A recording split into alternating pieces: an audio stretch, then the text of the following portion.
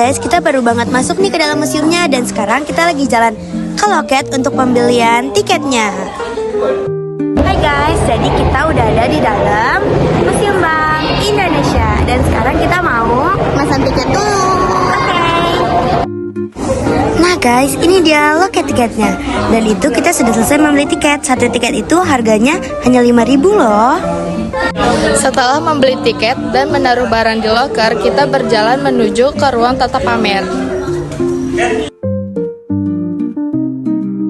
Nah teman-teman, di sini tuh ada replika dari kasir-kasir yang digunakan pada zaman dulu. Di sini terdapat 12 kasir yang biasanya digunakan untuk tarik atau setor tunai orang-orang zaman dahulu. Nah teman-teman, sekarang kita mau masuk nih ke ruang tata pamer. Ikutin yuk.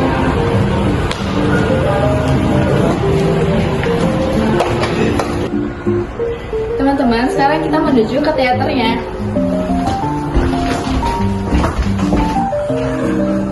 Jadi guys, Museum Bank Indonesia ini bukan hanya membahas tentang keuangan saja, tapi di sini ada juga bumbu khas Indonesia.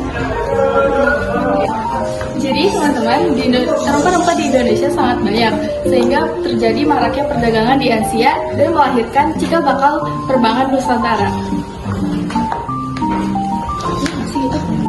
Nah, di sini ada beberapa tokoh serta profilnya yang mengikuti perjalanan rempah-rempah di Indonesia sehingga menjadi cikal bakal perbankan Indonesia.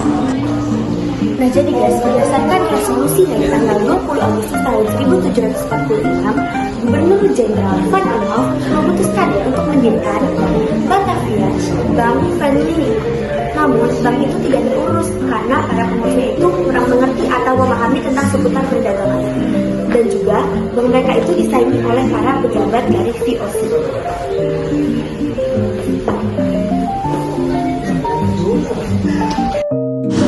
Nah guys, di ruangan ini juga terdapat sejarah seputar masa Hindia Belanda. Terdapat beberapa baju yang menjadi saksi perjuangan seperti baju dari warga Belanda, Jepang, dan tentunya Indonesia. Ini merupakan sejarah lahirnya Bank Indonesia dan beberapa metamorfosa logo Bank Indonesia.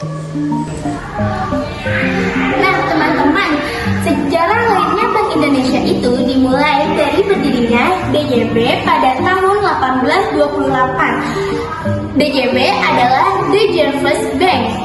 Dan DJB juga berfungsi sebagai bank sirkulasi di wilayah Hindia Belanda.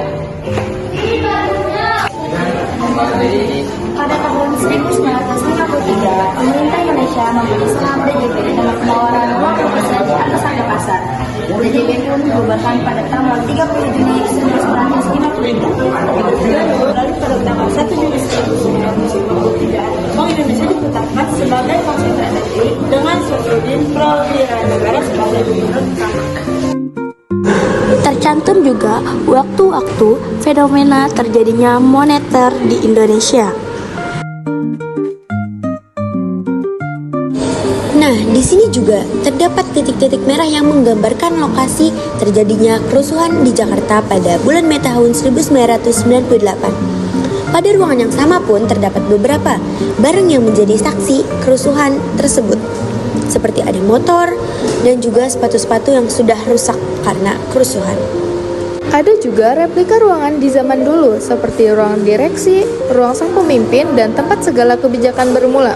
Ruangan-ruangan tersebut biasanya digunakan untuk para pejabat atau warga berdiskusi mengenai perbankan Indonesia. Sebelum kita pulang, kita memasuki ruangan terakhir, yaitu ruang emas moneter.